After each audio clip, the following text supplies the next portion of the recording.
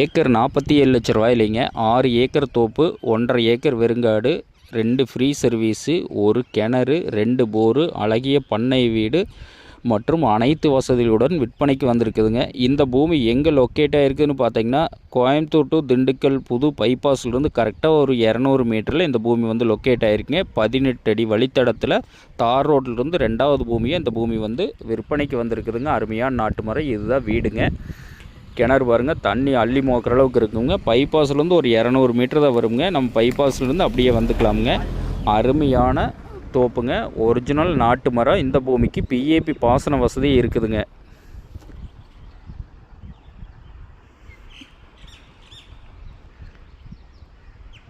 மரமெல்லாம் பாருங்கள், நல்ல காய்ப்புல் இருக்குதுங்க. நல்ல முறையில் பராமரித்து வச்சுருக்குறாங்க. நல்ல செழிப்பான ஏரியாவில் இந்த பூமி வந்து விற்பனைக்கு வந்திருக்குதுங்க. இந்த ஏரியாவுக்குள்ளே பார்த்திங்கன்னா ஒரு எம்டி லேண்டே கிடையாதுங்க. ஃபுல்லாகவே தோப்பு தானுங்க. சுற்றிலுமே எல்லாமே தோப்பு தானுங்க. நல்ல பசுமையான ஏரியாவில், நல்ல தண்ணீர் வளம் உள்ள ஏரியாவில் இந்த பூமி வந்து விற்பனைக்கு வந்திருக்குதுங்க. ஒரு ஏக்கரே 47 லட்ச ரூபா தானுங்க. எம்டி லேண்டு வாங்குகிற விலைக்கு ஒரு தோப்பே விலைக்கு வந்திருக்குதுங்க. இந்த பூமி எல்லாம் மிஸ் பண்ணாதீங்க. மிக மிக குறைந்த விலைங்க.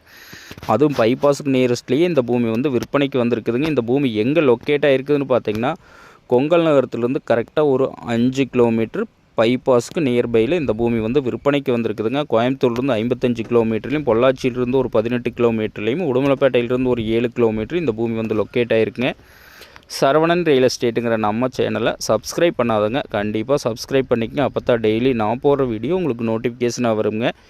இந்த மாதிரி தோப்பையெல்லாம் மிஸ் பண்ணாதீங்க. அனைத்து வசதிகளுடன் இந்த பூமி வந்து விற்பனைக்கு வந்திருக்குதுங்க. இந்த பூமி பிடிச்சவங்க நேரில் வந்து பாருங்கள். நன்றி, வணக்கம்.